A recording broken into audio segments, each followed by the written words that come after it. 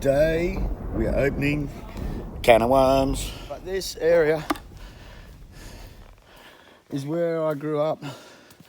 Actually, up through them trees is my house where I grew up. Dusty Rabbit takes to you. Welcome back to another video.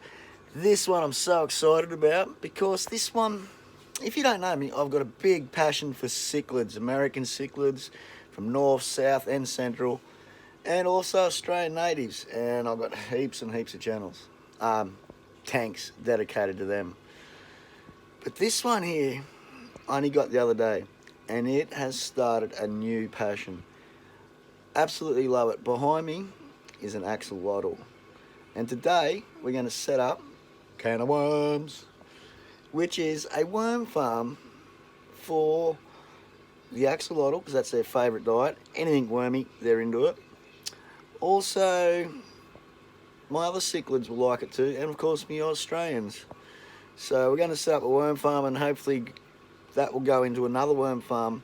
But at the same time, I'm also looking after my fish. This guy inspired the worm farm, but I'm also bringing the family involved too, where they can help recycle the food and everything. So, and it teaches the cycle, and it's just going to be awesome. I love it.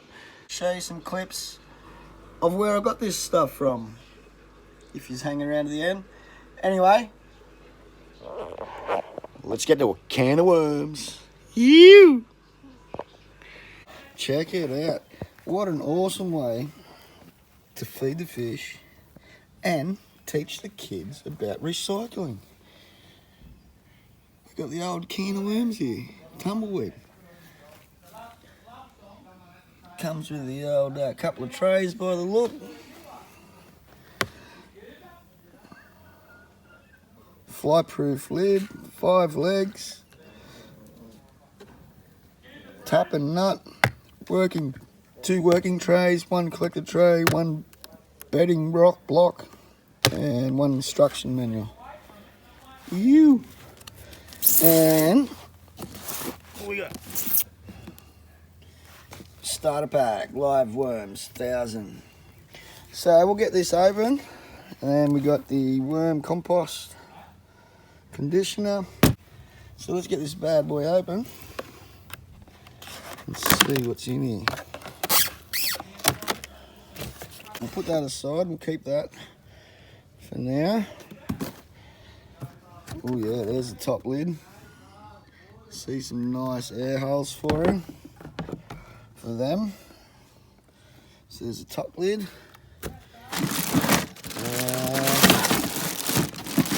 Got some legs, nice and short, the instruction manual, and the worm bedding block. And the tap for the worm liquid gold. Cool. Okay, got that apart. There's the top 2 trays. Here's the bottom tray where we'll collect the liquid fertilizer from its castings and out through the feces. So now we will add this to a bucket of warm water, and we'll add the paper in and all. Okay, so now taking the sticky tape off, we'll throw the worm block in, the worm bedding block in about 5.5 litres of water. It'll take about 15 minutes. It'll expand out to about 10 litres. So make sure you got a decent bucket. Alright, while we're waiting for that, we'll get this together. It's just a matter of adding the legs on, adding the tap on, and then sliding them all together. It's just a matter of grabbing the legs, you got the bottom, top, find the hole, just like those old shapos at home.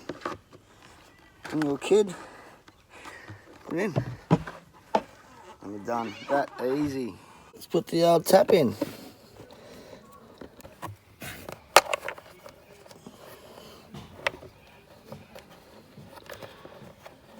Just a matter of screwing that up. First tray.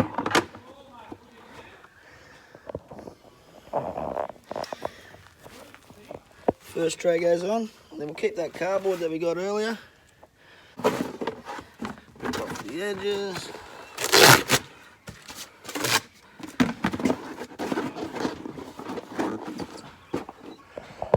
And you just put that in the bottom on the first tray. And now we can just wait a little bit longer for this. Yep, just wait for it to suck a little bit more moisture there.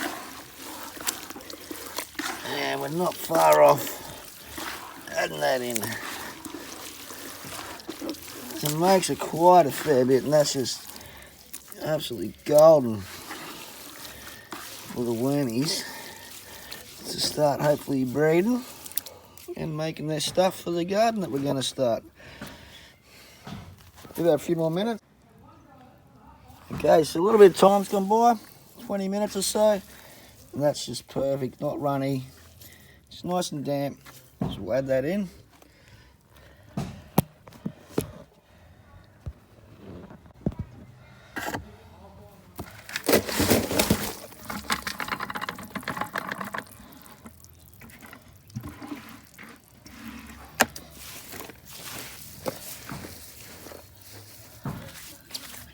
Spread that around.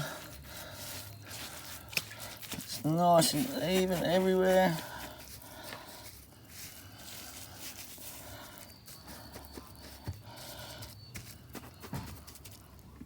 Good. Now we'll add the worms. All of this 1,000 worms to go in. Where are they? Oh, little night crawlers, or whatever they are. Nice.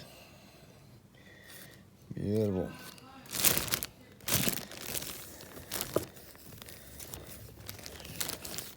Oh, there they are. Oh, looks like an earthy. Awesome, awesome, awesome. So I'll lift that up, put that in.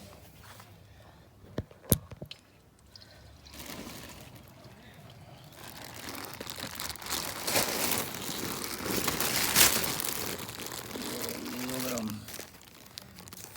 That's an earthy. It's gotta be.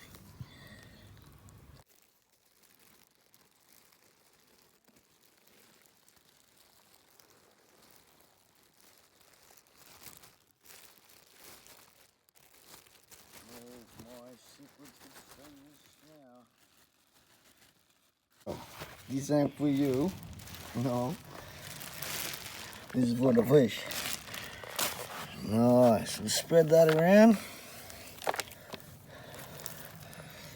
Look at all them beautiful worms. Fat ones, skinny ones, long ones, short ones, think go big worms. Ew! Alrighty.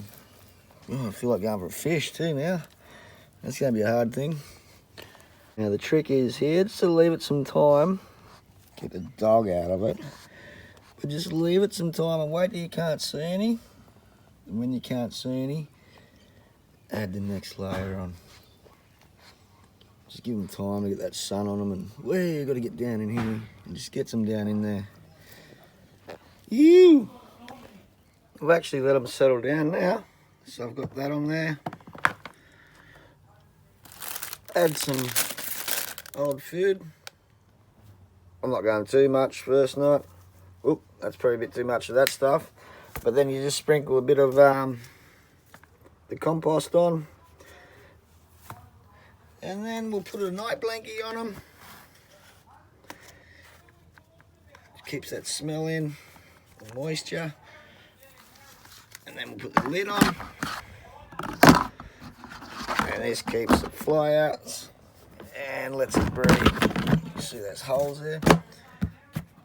So there we go. So now it's set in a place I wanted it. I'll show you in a sec. All you need to do now is when you want to fertilise the garden, is get a bucket under that and you get some worm juice. Absolutely gold for the garden. And I'm thinking too, after some time, because earthworms eat the castings of these worms. So I'm thinking about setting up another one of these next to it, just full of earthworms, and when these trays get full of castings, because I don't have much of a garden, I'll put those castings in there for the earthworms to eat, and I'll start an earthworm farm as well as a worm farm. Now where I got it is in the guinea pig run. It's locked away from the dogs. The old guinea pig run actually. The guinea pigs got eaten by a cat or some sort of bird got them, or a fox or something. Oh, I doubt a fox, but let's say a cat. Got the guinea pigs, but anyway, these puppies are going there, the old can of worms. Sunrise in the east, sets in the west, and we've only got a little bit of sun through the middle of the day, so that is going to be awesome. And it's away from the dogs, so that is awesome. For you green thumbs, you could probably leave now unless you like axolotls. And for all you fishies, fish farms, here is the axolotl. I'll show you a bit of his tank here. Aren't they beautiful? This light will be annoying him. But like I was saying, every rock's bigger than his head, than his mouth. Caves all down under there. A cave down in through there. Hey my boy, you're gonna love them worms. He's got a mealworm up there he hasn't eaten yet. Cave down through the back. There's actually a hole in the back down there, the woodwork, that's in a bit of sun. Once this driftwood gets set, I'm going to set this rock over here, and there'll be another little cave I'm going to make there and sit them on top. But it's nearly finished, and this is my little guy. Aren't they gorgeous? I've got them there, and I've got the beardies behind me. There's me beardies brewmating through winter. Gorgeous they are. Absolutely love them as well. So I've got the dry lizard and wet lizard in my man cave. The fish room is currently turned off for the night. So we'll leave you with some clips to where I found all this stuff for the axolotl tank. Thanks for watching, guys. One love, one world, peace. Shiver me timbers, that's bright. Whew. Man, this is so emotional right now. I'm just getting some rocks and some huge rocks and some driftwood for my axolotl. But this area is where I grew up. Actually, up through them trees is my house where I grew up. Guys Crossing, Australia. And this used to be the old bridge, an old wooden bridge. We used to come here and, oh, we've got traffic, I'll be damned. A detour up now.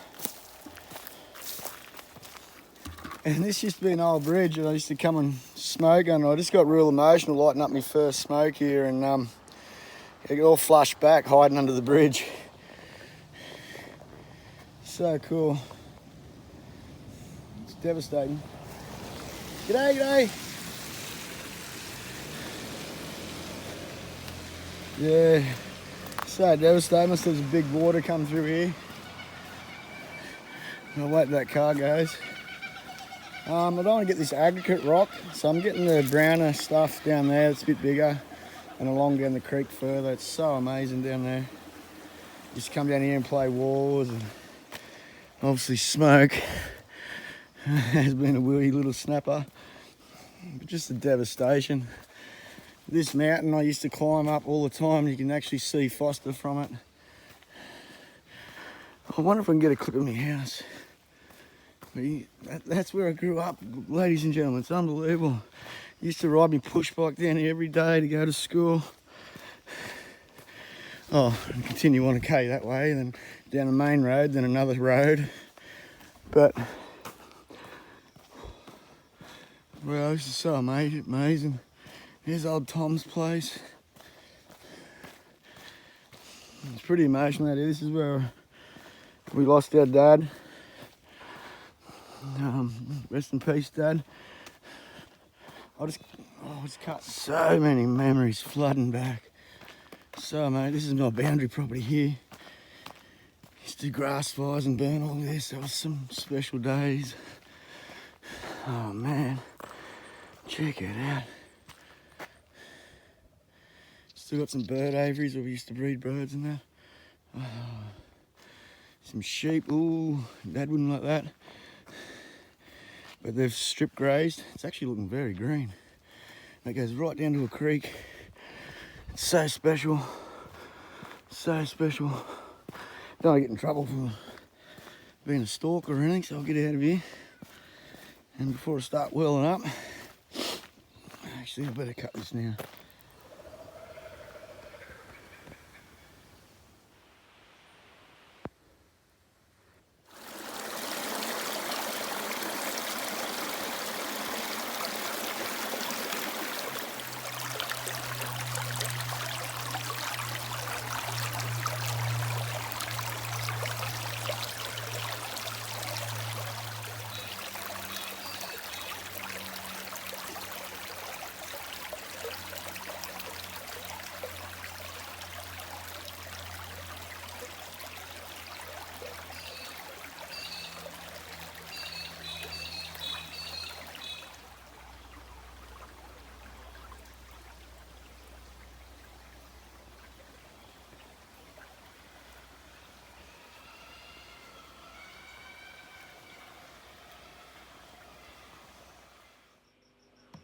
It's actually my dad's birthday today, so that's why the bonus footage at the end was a little bit long. I was going to just leave it as clips, but I wanted to portray a little bit longer story. If you guys are still here, I absolutely take my hat off to you. And Dad, God bless, man. Just know that your memories lived on with respect, and with both your sons and all your grandkids. And your morals are going to live on forever, my friend. I love you, Dad. And to everyone watching, big happy birthday to me, Dad. And thank yous for watching. Peace.